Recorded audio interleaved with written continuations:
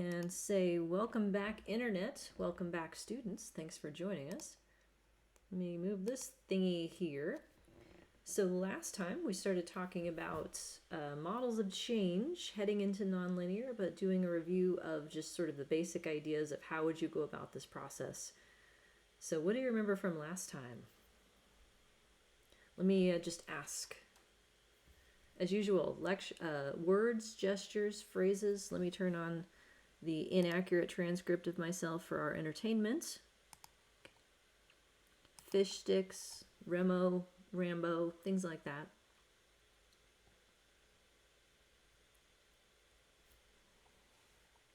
Here's the handout we were looking through, if that helps jog your memory. So like, for instance, this.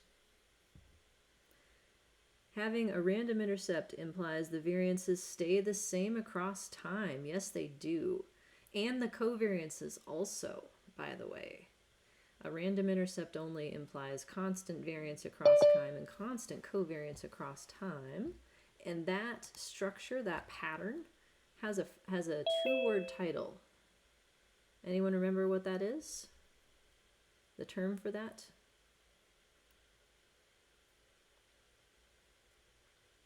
CS, yes, compound symmetry. Yeah, if that just rolls right off your tongue, you sound like a legit statistician. Compound symmetry. And its cousin sphericity, by the way, which is related to compound symmetry, but it's a less strict assumption. Sphericity is supposed to be what is true in order for repeated measures to hold. It's equal variance and covariance of the pairwise differences. But that's not a structure. That is one of the choices within mixed, as far as I can tell. So we did this one as a baseline model, right? The idea of empty means no change over time. The worst thing that we would say about the pattern of change is that there isn't any. And then the alternative, say on the other side of the model for the variance, compound symmetry being the simplest that would be plausible for longitudinal data because it implies at least there is some correlation over time, even if it's constant. What's the analog to this that's the best model we could have in terms of fit? Unstructured. Does unstructured refer to the means model or the variance model? Yeah, in this class it's the variance model, and that's because unstructured is what you tell the software to make your pattern. Unstructured fits the best because it lets everything be what it wants. Saturated means then is on the mean side, let the means be whatever it wants. So the ideas, the words saturated and unstructured are the same in concept. It's all possible estimated separately. Means, variances, covariances. Under what circumstance could you have a saturated means unstructured model as possible to you, as available to you?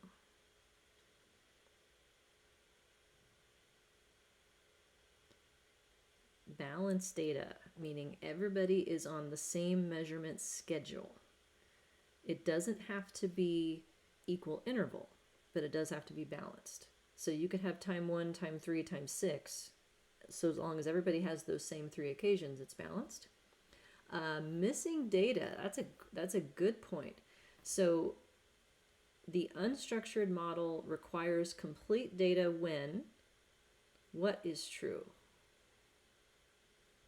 Refers to differences in estimation. When do you have to have complete data to do an unstructured model?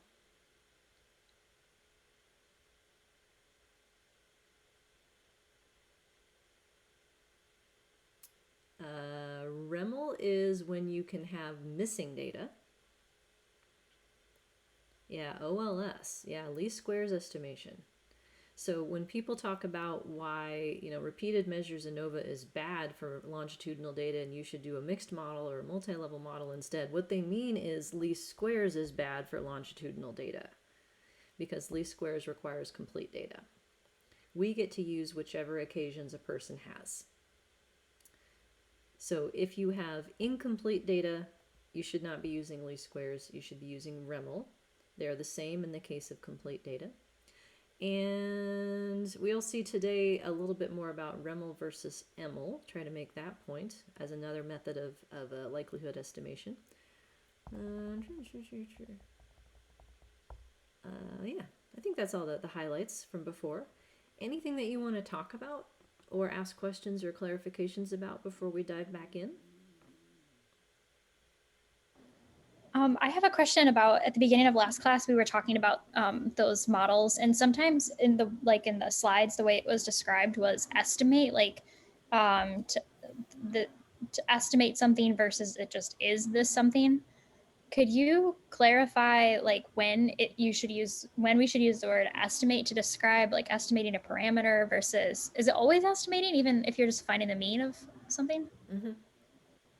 Yeah, so I think estimate is a general term of finding the thing, right? Like finding the best version of a parameter. You can think of the sample mean as something you would estimate, even though it's possible to calculate it, because the formula by which you calculate a sample mean is an estimator in and of itself. Yeah, it's like yeah, so that is one way of estimating it. By the way, the links between least squares and Remmel and Emmel, there is a set of chapters on your reading list from Craig Ender's Missing Data book, chapters 3 through 5.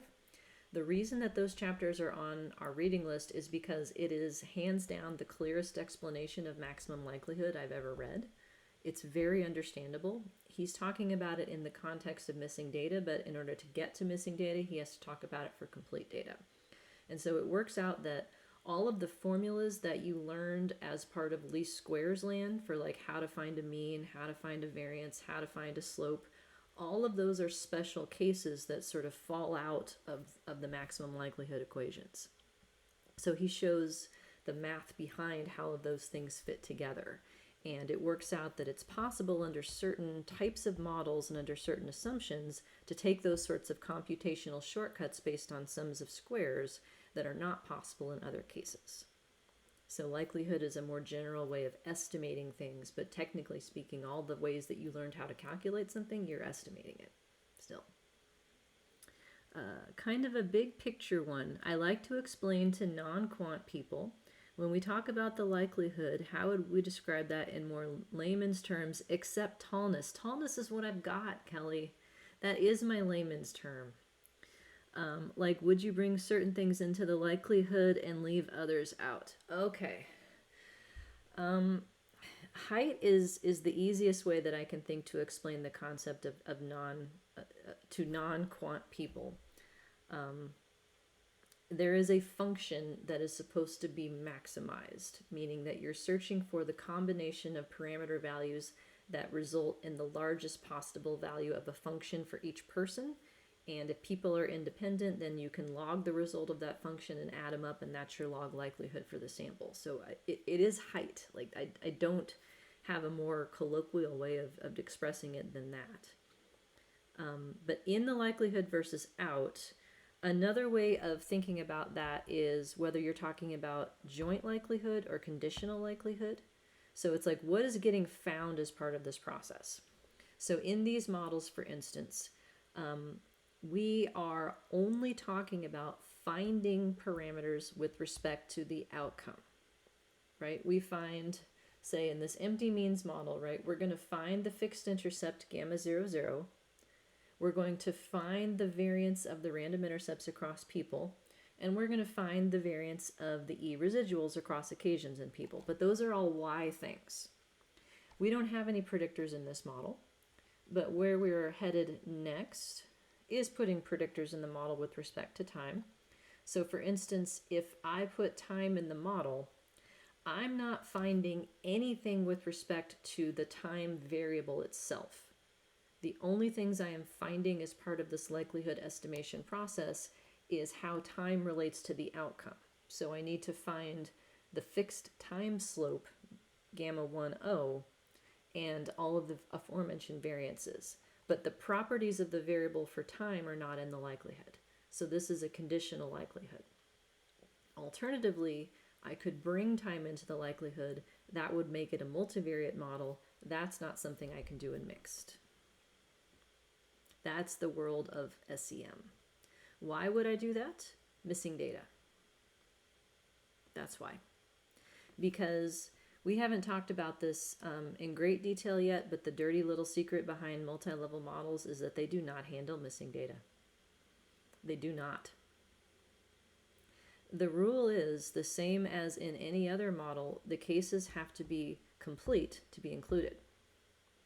So any row of your data set, which is per occasion per person, has to be complete. If it's missing a predictor, it is incomplete. It's dropped. So why you would bring a predictor into the likelihood is to avoid that. Because if you are finding its properties as well as those of the outcome, then you can have cases that are incomplete with respect to the predictor if they have the outcome. They can still contribute that much. Long answer. I don't think I did very good on that one.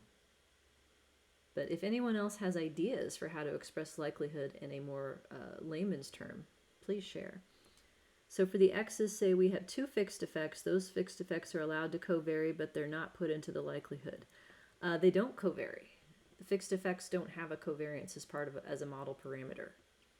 The unique effect of each is found by factoring out the covariance, but the covariance itself is not searched for iteratively like the parameters with respect to the outcome are.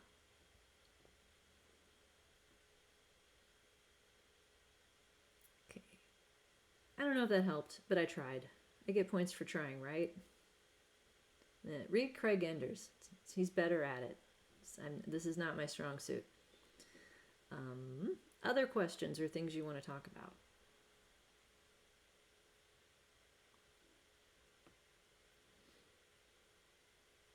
No? Okay, you want to look at this model? Why not, right? Okay, am I sharing my screen yet? Okay, I forgot if I'd done that part. And make sure I'm recording. Yeah, I did that part too. Okay, good. So before we get into nonlinear models, I wanted to do two more as a way of reviewing just linear models. Again, fixed linear, random linear, paying attention to what changes and what stays the same across these two variants. So fixed linear time random intercept model. So we are adding a second beta. So in the notation here, this is page 5 of example 6a. Beta 0i and beta 1i are placeholders. Beta 0i is the idea that each person is going to get their own intercept through a combination of fixed and random intercepts. Beta 1i is a placeholder for what the linear slope for time as a predictor is going to be for each person. But in this model, at this point, we only have a fixed slope. So gamma 1o is the slope for time. And a slope is the same thing that you learned how to interpret it in 8th grade. It's the change in y for a 1 unit change in x. So the slope will tell us how much y is expected to change for a 1 unit difference in time. So in these models, it's important to keep in the back of your mind, what's a unit? In this case, we're talking about the changes in response time across 6 sessions of practice. So a unit of time is one more time sitting down and doing this task. It's a practice session. So in your write-ups, for instance, you would never want to say per unit time, right? Don't make your reader try to remember what you're talking about. It's per week, per day, per year, per something. But it is still a slope, and it's a fixed slope. So that is a new predictor that I created called time 1, which is session -1.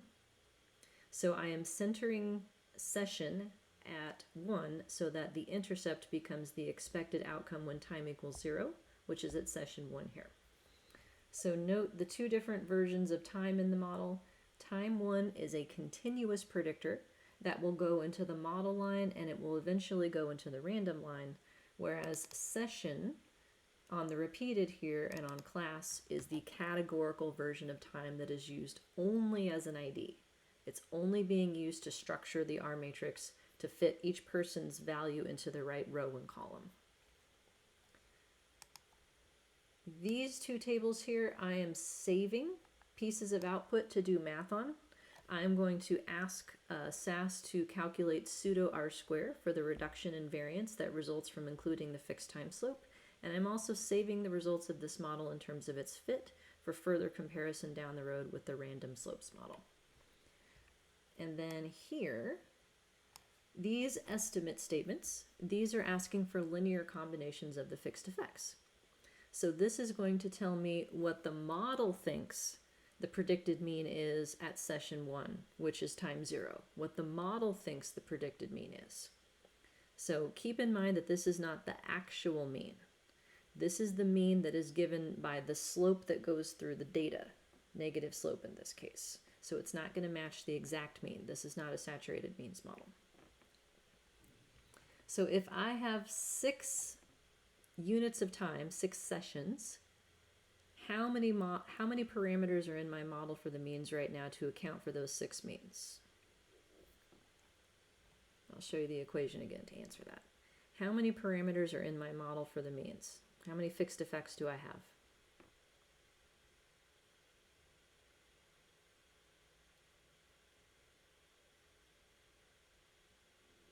How many fixed effects do I currently have?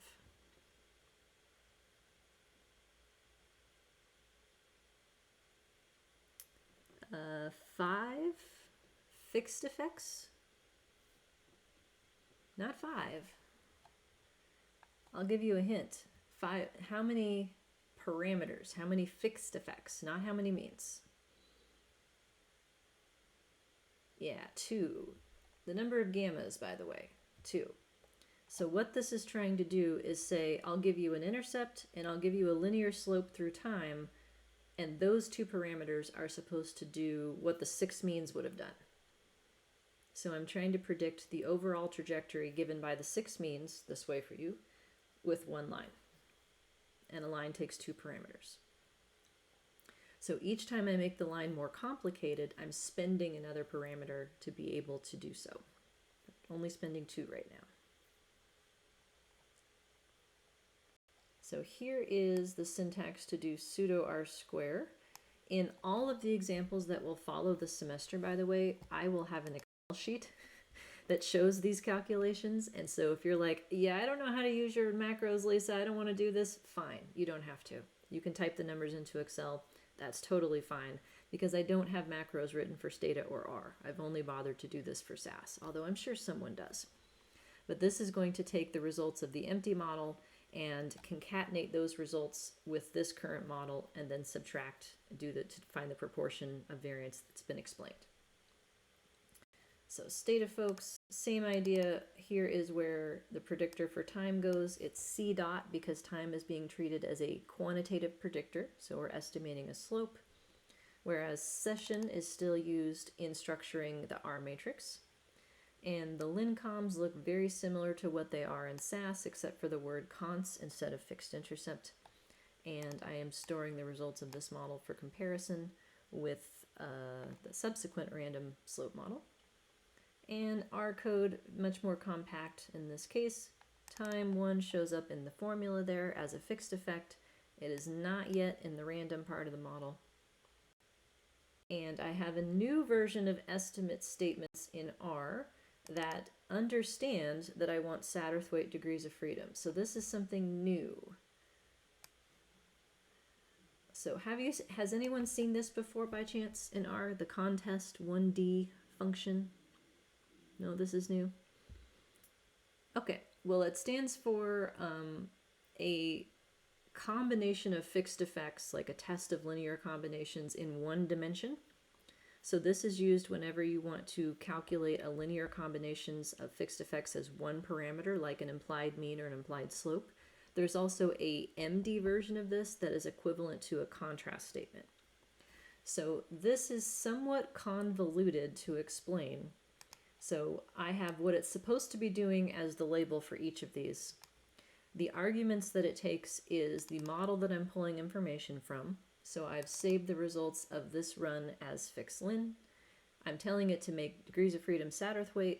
And then this thing right here, this is the same idea as used in GLHT or other analogous functions that ask for linear combinations of the fixed effects, the numbers go in order of the fixed effects in the formula. So 1 plus time 1 up here, fixed intercept plus fixed time slope. I'm asking for 1 of the fixed intercepts in this line and then 0 of the fixed slopes. That's going to give me the predicted outcome at session 1, which is time 0. And then I'm filling in the value for time for the second position, because that refers to the multiplier that will be used next to the fixed effect for time. So it's a lot less transparent, but it's the same idea as this. So the positions refer to the order of the fixed effects. So the 1 refers to, I need 1 of the intercept.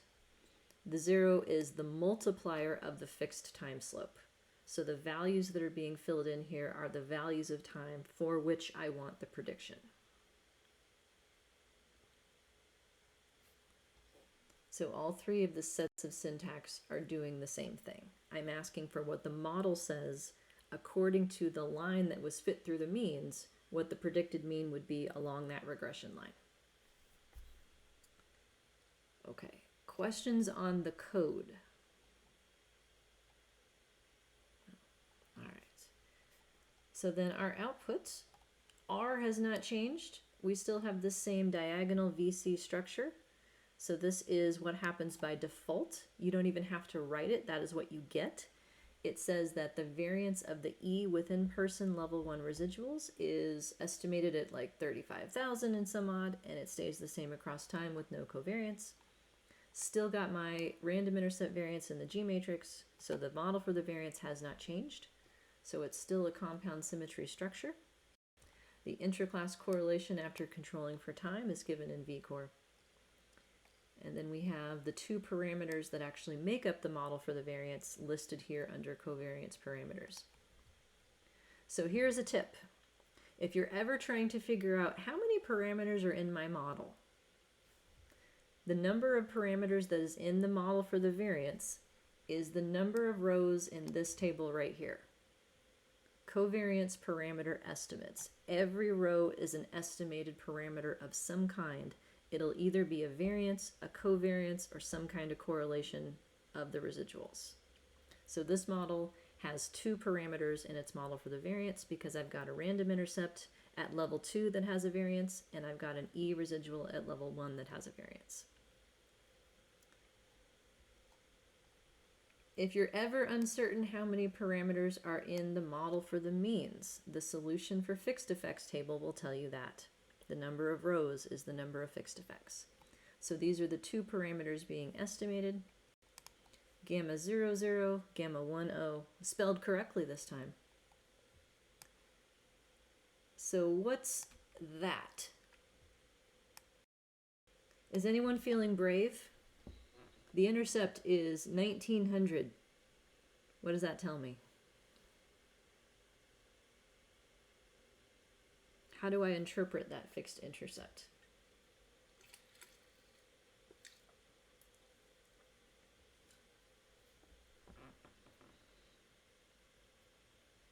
Don't be scared. It's the same intercept you already know and love. You all know what an intercept is, I guarantee it. Just looking to make that connection. It's in milliseconds. Yes, 1900 milliseconds is what?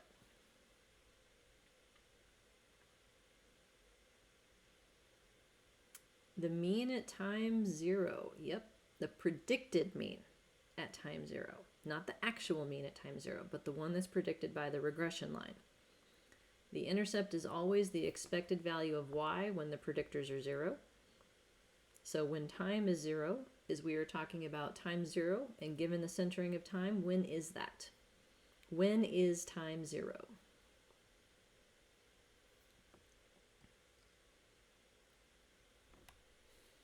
Session 1. And why is it that way?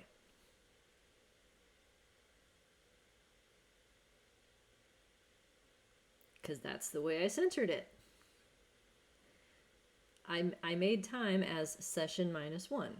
What if I wanted time 0 to be the end? What if I wanted time 0 to be the end of the study, which is session 6? How would I set up time?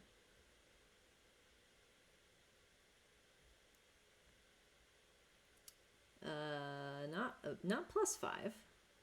Other way. If session -1 gives me time 0 at session 1, then how do I get time 0 as session 6? -6, yes. Ding, ding, ding. Yeah, it's that simple. Don't overthink it. So time works the same way as any predictor in a linear model. You can subtract or add a constant to change where 0 is. It's totally up to you where 0 is. The beginning is a common point of interest. The end may be a common point of interest in other settings. Some people pick the middle. But somewhere within the span of the data is the important thing. Let me find a question. And then the reason that it's predicted is because we have a predictor in the model now. The reason that it is predicted is because this is not a saturated means model. So in a saturated means model, if I have 6 occasions, a saturated means model would give me 1 intercept and 5 slopes. And those 6 fixed effects would perfectly recreate the 6 means. So it's not the predicted mean at time 0, it is the mean at time 0. In this model, I've only spent 2 fixed effects to try and recreate the 6 means. So it's not going to be perfect. So 1900 milliseconds is what the model says response time is predicted to be at session 1, which is time 0. Do I have a picture? Or did I save that for later? I saved it for later. But let me show you a picture real quick. I'm going to spoil the surprise that the linear model doesn't fit. It's towards the end, of course. Here we go. This is a picture at the end. This is on page 16. So the black line with the squares, those are the means. The dashed line with the triangles is the fit of a linear effect of time. So the reason I'm trying to make this distinction of the actual mean at session 1 versus the predicted mean at session 1 is because the predicted mean is the 1900 milliseconds. That's right here.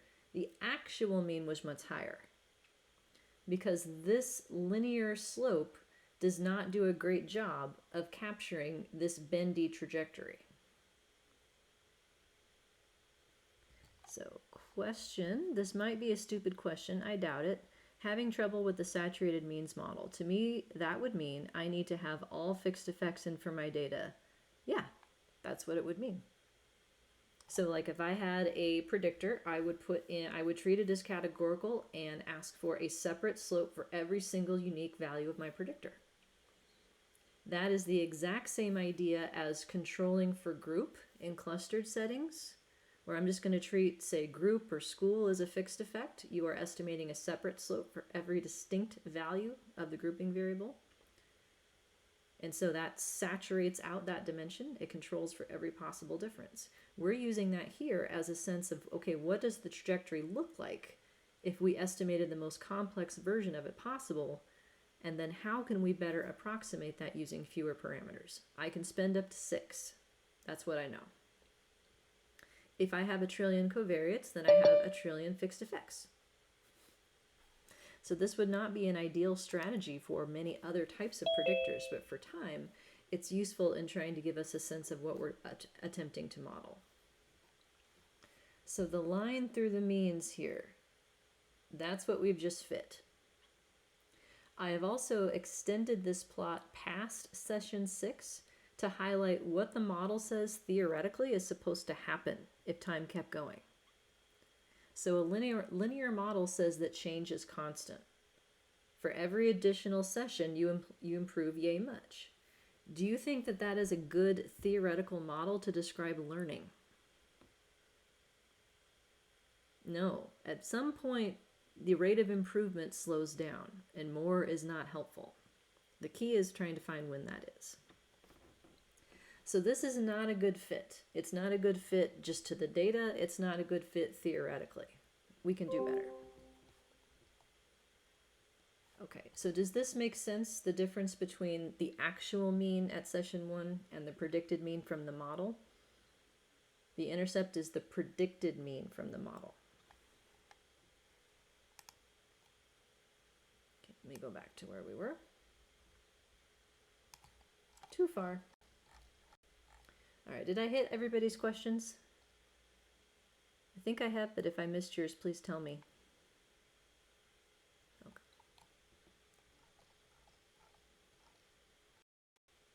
So we were doing fixed effects. That's where we were.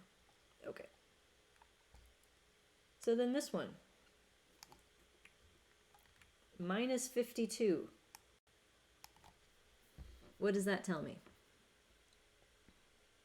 Minus 51.57, but we'll call it minus 52.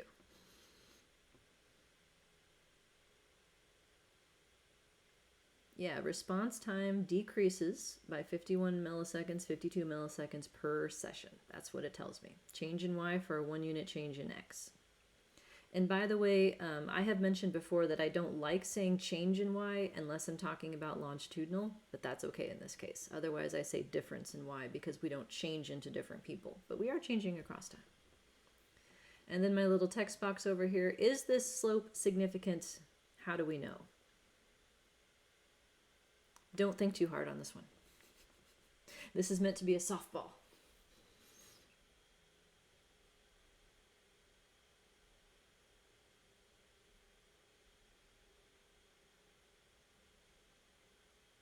P-value. Yeah, this is a fixed effect. So just like you did in regression, you stare at the p-value that shows up next to your slope and you're good. So we have an estimate divided by its standard error that indexes its expected inconsistency across samples. I've got my degrees of freedom. Estimate divided by standard error, it gives me that t. The p-value goes with the t. So nothing out of the ordinary with respect to fixed effects. The reason we don't have to worry about boundary conditions or mixture chi-squares or any of that nonsense is because a fixed effect has a null hypothesis of 0 and it can go net positive or negative either way. So a normal-ish or normal corrected for degrees of freedom sampling distribution is perfectly reasonable for this. So yeah, p is less than 0.05. So people are improving on average by 52 milliseconds a session. If we're doing a random effect, then it would be a likelihood ratio test. In this case, we are using Remel estimation, which means that we are not allowed to do a likelihood ratio test. It's not valid for tests of fixed effects, but we don't need it for that. We can stare at the p-value and call it good. Now these degrees of freedom, does this strike you as strange that one of them is 113 and the other is 504? It looks a little odd. This is the magic of Satterthwaite. But these two terms at the moment are being treated differently because this intercept has a random intercept variance around it, whereas this slope does not yet. So that's why the degrees of freedom for the intercept look closer to what you would see for level 2 sample size, whereas the degrees of freedom for the time slope look something closer to level 1 sample size. We will see that change as soon as we add the random time slope. Okay, how are we doing?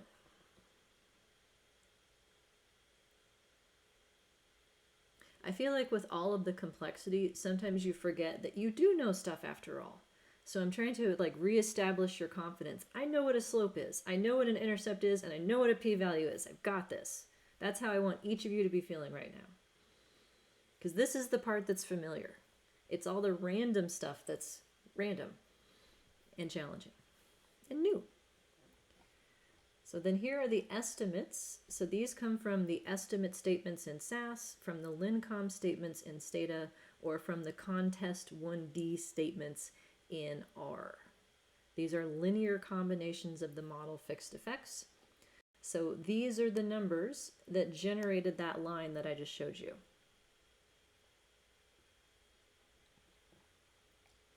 So then the question, what kind of average change does this model predict? The answer I'm looking for, linear. Wait, is this right? Is this a negative slope? Do I have it backwards? Okay. Very awkward with my double jointed elbows, but I can make it work here. Negative slope. And what kind of individual differences in change does this model predict? None! It only has a random intercept. Everybody changes the same.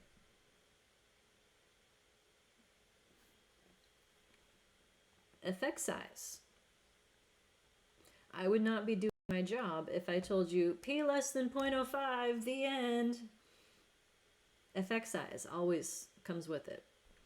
In multi-level modeling, there is no such thing as standardized slopes. Like in regression, you can ask for the beta solution, which would put all of the variables into z-score units and get standardized slopes. That's not a thing here. There are ways that could be reasonable to compute standardized slopes, but they are not a generally accepted thing because there's not just one source of variance to be considered. To standardize a slope, you would need to know the standard deviation of y and the standard deviation of x. But in this model, I've got at least two possibilities for what the standard deviation of y could be. Of the y with respect to level 2, the y with respect to level 1, or the combination. So standardized slopes as effect sizes are not a thing in multi-level models. Instead, what is most often reported is some kind of R-square-like contraption. So we talked about this a few classes ago. I use in this class pseudo R-square because it's the easiest thing to compute. I have a little macro program that does so. So my little program, what it does is concatenate two tables of results. So these are the variance components that were estimated in the empty means random intercept model. And then I'm comparing them to the variance components from the present model, adding a fixed linear slope of time. So the formula for pseudo R-square, focusing say on these two, the level 1 variances, it's what it was minus what it is over what it was. So the model without fixed linear time, 44,900, minus what's left after fixed linear time, divided by what you started with.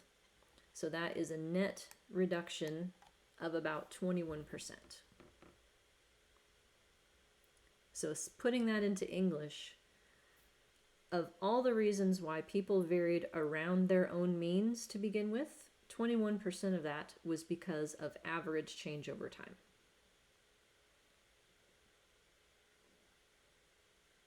So 21% of the level 1 residual variance specifically. So in reporting effect sizes using R-squares, you have to be very, very specific because there's 8 million kinds. And this kind is the kind that refers to the reduction in each separate variance component. So those of you who work with real life data, do you see R-squares that large from one predictor very often? 21% from one thing? Can you think of anything that might temper my enthusiasm? I'm going to publish in Nature. I found an R-square in real data of 21%. What? Who does that? ...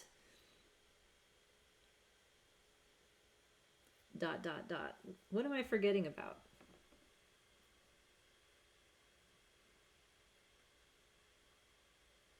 Is this the same kind of R-square that you'd have in regression for a single level model? This is a proportion of a proportion. So to put this into context, let me revisit the intraclass correlation from the model without fixed linear time, which was 0.8173 here. So in other words, interclass correlation tells us 82% of the variance is, finger question, level 2 or level 1? Interclass correlation tells you the proportion at 2. So that means that approximately 18% is at level 1, right? 1 minus this number. So if I have 18% of my total variance in response time is within persons over time, and I have just put in fixed linear time to try and explain that, I have reduced the residual variance by 21%, but it's 21% of the 18% that was there in the first place. So I can't do math in front of you, but that's like 4%, right? 18% times 21%, that's not a lot, is the point. So yeah, it's a proportion of a proportion. So if you picture like your Venn diagram, right, it's like the percent of the chunk, that's the within person chunk. How do I keep the wording straight? Practice. Yes. Keeping track of what it is the R-square for. This is the R-square for the level 1 residual variance specifically. That is what pseudo means. It's per variance component. And then what's up with this? What does a negative R-square mean?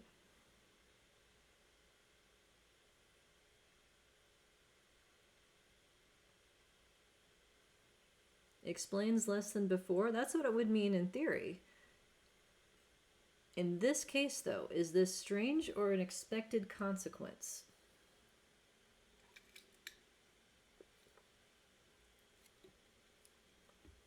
This is a special case that happens in longitudinal data. And for certain types of level 1 predictors and other settings, but yeah, when there's a correction factor involved in estimating the level 2 random intercept variance that subtracts out the expected within person variance.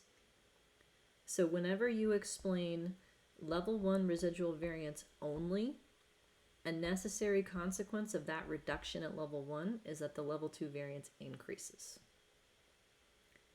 It happens in the math of how these things get estimated in the first place. It's not a sign of model misspecification in this case, although it could be in other instances. From 3%, 0.18 squared. Not following, Katie. Oh, sorry. She sent it just to me. I'm outing you. Sorry. No, you're good. You're good. And then just looking at the correlation matrix, if we're talking about in terms of percentages, would the 1 minus 0.81 equal 18, but when we just square that then to get the variance explained? So it's of the total variance, the within part is 0.18 to start with, rounding. And so then that 0.18 would be times 0.21. So this is a proportion so we wouldn't of the proportion. square the 0.18. You wouldn't need to square it because it's already a squared number as a proportion variance accounted for here, R squared. Gotcha. Thank you.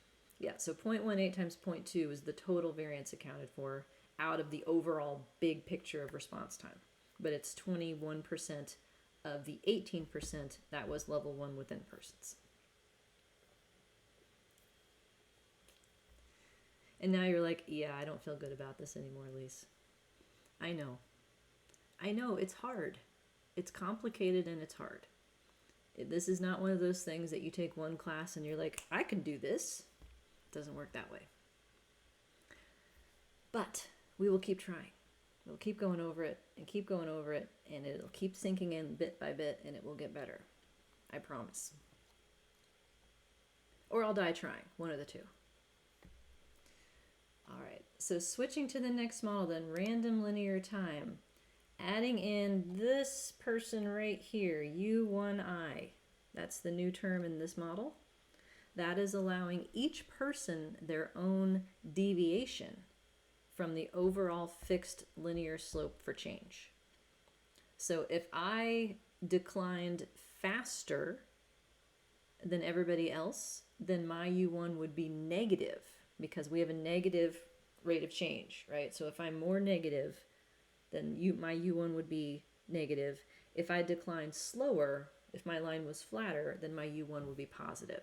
So U1 is always a deviation from the fixed slope. They work together to recreate the overall slope. U1 is the individual specific deviation. Gamma 1O is the fixed slope. So in the title of this model, I'm just calling it a random linear time model because once you have a random effect, it is assumed that you have the fixed effects still. So random trumps fixed. So you don't have to say it's a fixed linear time, random linear time model because the fixed part is assumed if you have random. Fixed and random together. So that means time 1 is now a predictor on the random line. So each person gets an intercept and each person gets a linear time slope. And those intercepts and time slopes are allowed to be whatever they want in terms of their variances, and there is allowed a covariance between them as well. That's what type equals UN on the G matrix is. And then it shows up here in stata after the person ID thing, and it shows up here in R. Is it similar to how if you have an interaction, then you need the main effect terms too? I don't know that there's a direct parallel to that case, but I do think it falls under the category of just things that you have to do it this way because. Otherwise, if you have a random slope, then you are assuming that it's deviating off of a fixed slope of exactly 0, which it probably isn't exactly 0 in the data. So the fixed and random stay together as a set. If you have random, you need to keep fixed. All right, so R looks the same as before, although it has a smaller number. So part of what we were calling level 1 residual variance, we have moved into a new variance component at level 2. So part of what was, why are you off your line? Was, oh, you need a different line, my bad. Okay, so some of that now goes into level 2. And E, the variance of the E residuals, which is right here, is then why are you still off your line today? Why are you off from the projected trajectory that results from your own intercept and your own linear time slope? So G is now 2 by 2. So each person has a random intercept. That number right there, the 253, 258, that's the variance of the random intercepts. Each person has a random linear time slope, and that number right here, the 2233, is the variance of that. In terms of interpretation, it is no longer correct to say that the random intercept refers to person mean differences. Because of the random time slope, the random intercept is now conditional on time 0. So the same logic by which the fixed intercept becomes specific to time 0 once you have a fixed slope, the random intercept becomes specific to time 0 once you have a random slope. There's a parallel conditionality happening on each side of the model. So 253, this number right here, that refers to individual differences in response time as predicted at time 0. Intercept differences at the beginning. And we have a negative covariance between the intercepts and the slopes, which translates into this negative correlation here. So people who start out higher have a, let's go with more negative slope, It's hard to do the math of that in your head, but usually if you have a picture, you can see it work out. So this G matrix then, this is the thing that gets to be unstructured forever and ever, amen, right? That one. Because it's the only thing that makes sense. And then V, this is the marginal put back together again V matrix. It is no longer compound symmetry. Here is the math that created this thing. You don't need to learn this. Meaning you don't need to have this committed to memory.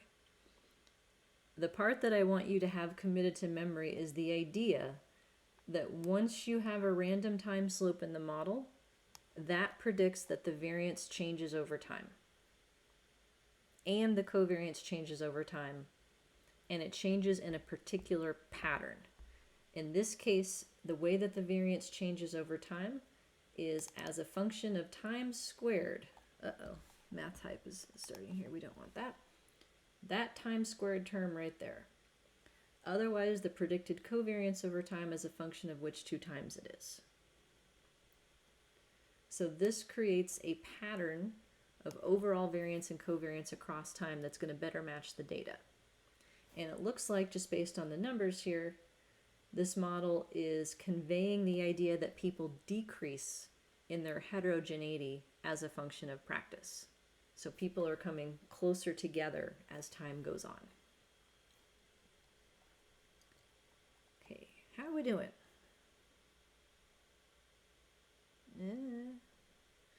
I was telling my other class, I think the Zoom needs like a thumb sideways emoji for like, I don't know about this. Question on how I missed it was a quadratic. Right, I can't, it's a math type equation, so I can't highlight it, but it's right here, that term. So the random slope variance gets multiplied by time squared. So the variance predicted by a random linear model is actually a U-shaped function that has a minimum at some certain occasion and is going to spread out around that point. So we're on the side of the U-shaped function that predicts the variance decreases over time.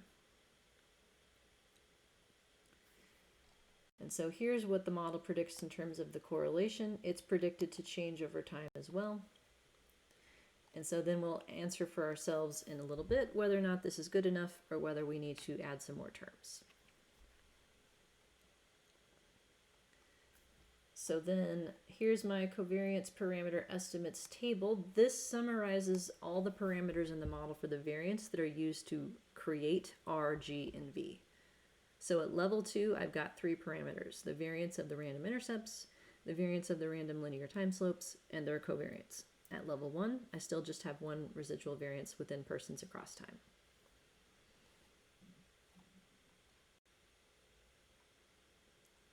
And my fixed effects, they are exactly the same. But what has changed is the standard error for the fixed linear term as well as its degrees of freedom.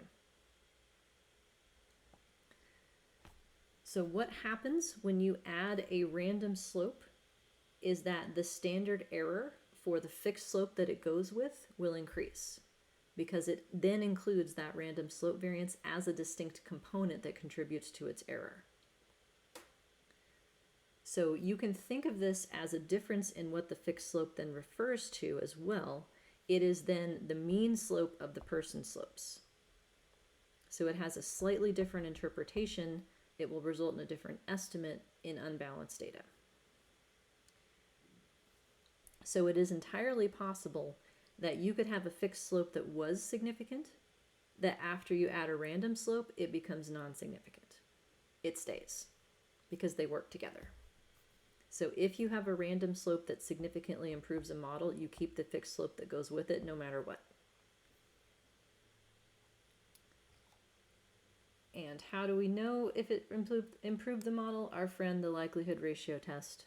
So this is the result of my fit test macro, which does the difference in -2 log likelihood between the 2 models that I saved.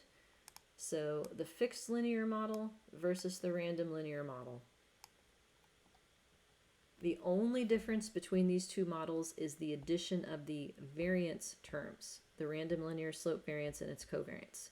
They are equivalent in their model for the means. So that is the rule when we're doing model comparisons with REML. They have to have the same fixed effects. And so I am following the rules in the procedure that I'm teaching you. Every time you add a new fixed term, you can stare at the p-value that goes with it on the Wald test. Every time you add a new random term, you have to do a likelihood ratio test, but you would have held the fixed slope, the fixed effects in the model constant. So it's like you fix one side at a time. You're sort of stepping back and forth across the 2 sides. Now, not everybody does it this way. For instance, in the Singer and Willett longitudinal book, they use maximum likelihood for everything, and they add fixed and random slopes simultaneously. So from a mathematical point of view, there's nothing wrong with that, because if you use maximum likelihood, it indexes the height of the model with respect to the fixed effects and the random effects, which means you can do any kind of maximum likelihood nested model comparison that you want. But conceptually, though, I have a problem with it. If you add a fixed slope and you add a random slope simultaneously, and it makes the model better, what do you conclude? Do people change on average? Do people change differently? Do people change on average and differently? I don't know. I lumped them all together. So to me, that is dissatisfying because I want to know the answer to each specific question. So I don't do it that way. The other reason I don't do it that way, what would change with respect to these estimated variance components if I re-estimated this model using maximum likelihood instead of REML? Not Rebel, REML. It doesn't understand me. REML. No. I withdraw the question to the Zoom translator and I'm sending it to you. Yeah, what would happen if I would estimate these same variance components in ML instead of REML? Don't know. They would go down. Yeah, they would go down. They would be biased. They would be too small. So not just less, but too small, wrong, biased, less. So in ML, by not correcting for the fact that you had to estimate fixed effects to get to know what those variances are, the difference in the denominator, so to speak, of the variance term, that results in variances that are too small. Well, that might be okay. Like, well, so maybe, like, it's supposed to be 2233, but ML thought it was 2133. Okay, I could live with that. But what do these variances contribute to that we can't live with if they're wrong? Andrea, say it louder. Standard error. Standard error. Yeah, say it with authority. Yes, because it is better to be wrong than vague. So standard error, mic drop. If I drop this mic, I might break my table, but mic drop, standard error. Yeah. So if I have, let's follow the logic downstream, all right? So if my variance is too small, then my standard errors are too small or too big?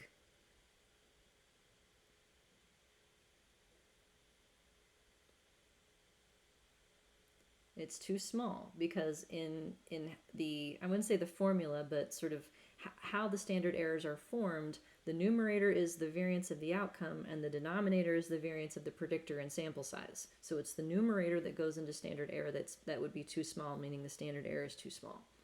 So if my variances are too small, that means the standard errors for the corresponding fixed effects are too small. So if this random linear slope variance is too small, then what I need to worry about being too small is this standard error specifically for the corresponding fixed slope. So if the random linear slope variance is too small, then the standard error for the fixed linear slope is too small. And if my standard errors are too small, what happens to my p-values?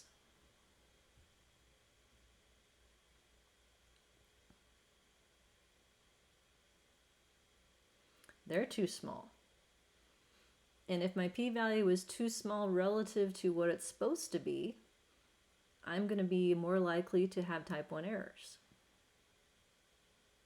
So this is why we care. REML gives accurate variance estimates, and it's more of a big deal for this in smaller samples. If you have enough level 2 units, you can disregard this problem. Unfortunately, REML is only available for models that have residuals that are multivariate normal at each level, meaning that if you tried to do this type of mixed model on a binary outcome or a count outcome, you're out of luck. You don't have a REML. If you try to buy this growth model at the structural equation modeling store, you're out of luck. They don't have REML. So it's only certain cases in which you can make use of this property. Also, this idea of denominator degrees of freedom that go into the t-value, That is only available with REML in Stata, and in some other software packages it's not tied together in SAS, but it is in Stata. And so that's yet another reason why in small samples you can end up with inflated inflated type 1 error rates in small samples because you have the wrong degrees of freedom. So like this number right here, if you bought your growth model at the SEM store, would be treated as a Z instead of a T. Z's and chi-squares instead of T's and F's if you don't have denominator degrees of freedom. So it makes a big difference in small samples, like less than 100-ish, I'd say, for level 2 units. So we need large sample sizes to approximate REML. You need large sample sizes for the difference between REML and ML to become minimal. At some point, the difference is so small that it doesn't matter. But at what point that is depends on not only your level 2 sample size, but also the number of fixed effects in your model. It's n minus k is the function. This is in chapter 5. I have a picture. There's a curve. It's somewhere in chapter 5. I remember making the picture. SAS needing to be upgraded in April. Where did you see a message about SAS needing to be upgraded? Is that SAS University Edition or inside the virtual desktop?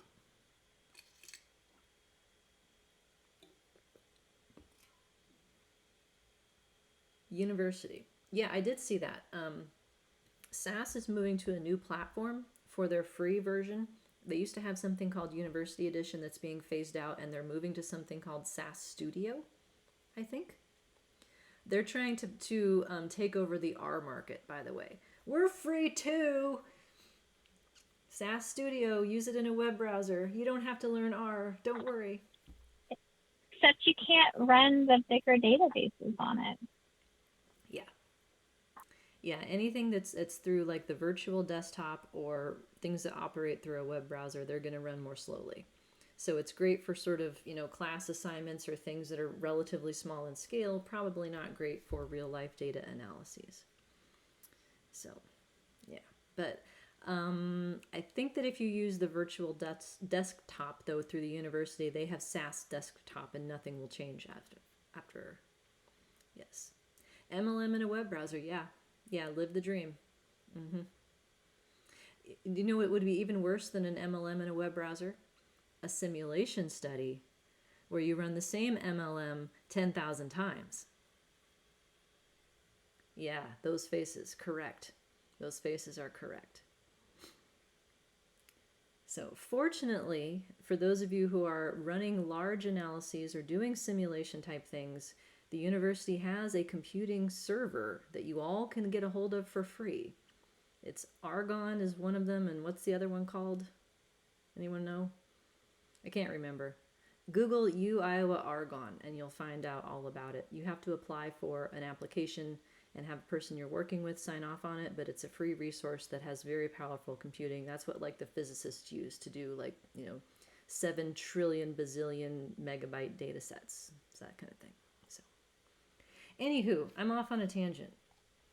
So bottom line, this standard error depends on having the right model for the variance in 2 respects. An accurate estimate of what the random slope variance would be and having it be in the model as needed.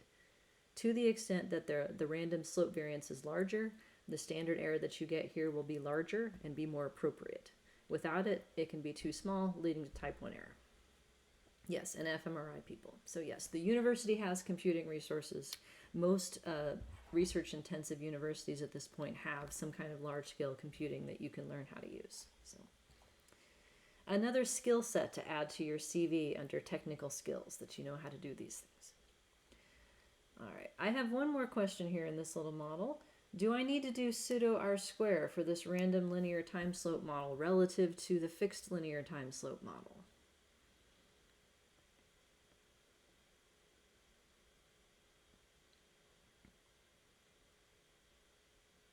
Do I need to calculate some kind of effect size using pseudo R-square for the addition of my random slope?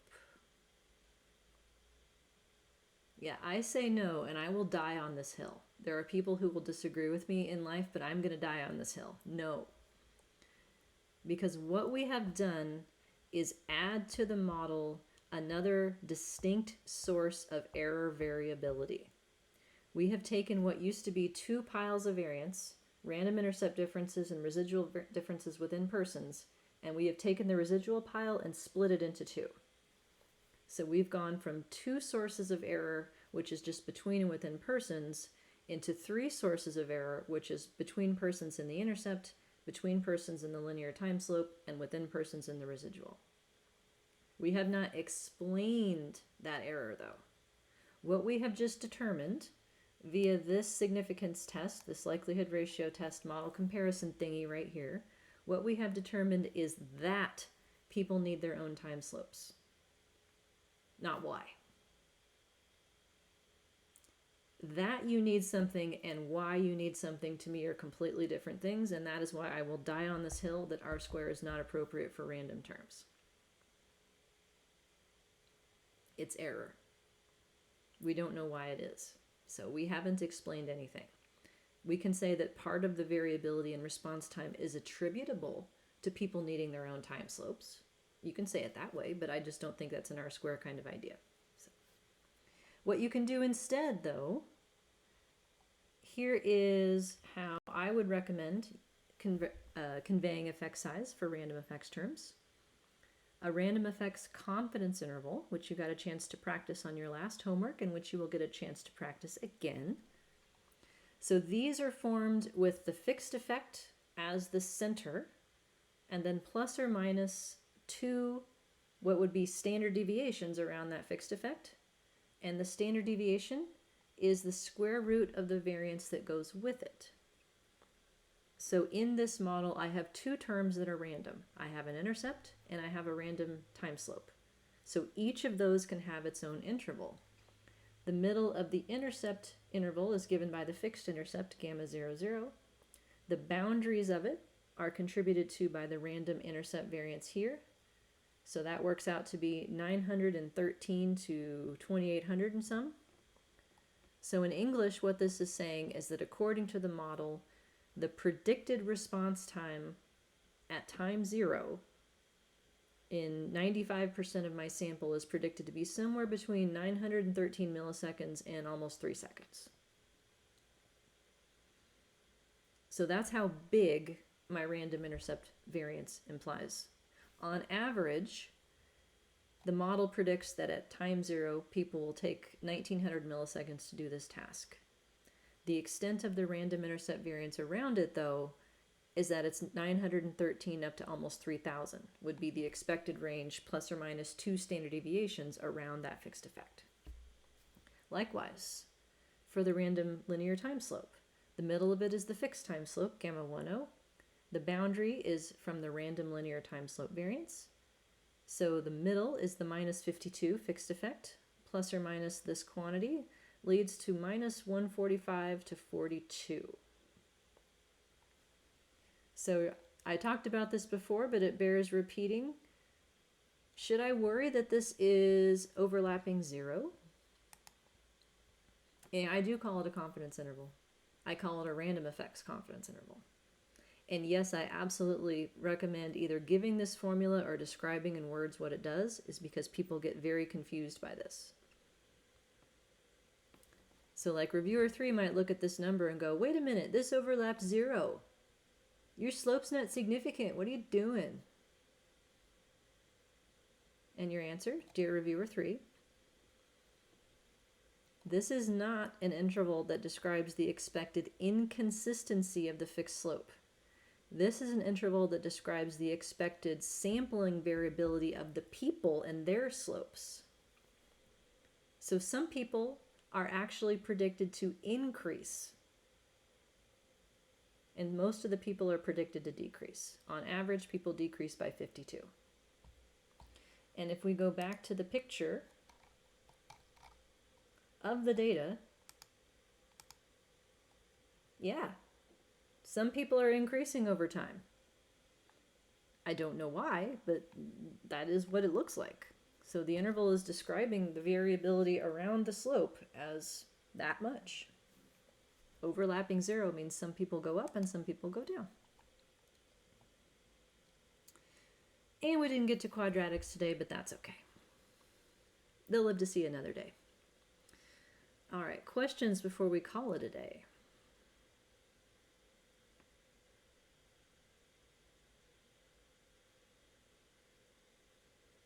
No? All right, well then office hours start now if anybody wants to hang out. Otherwise, have a good weekend and I'll see you next week.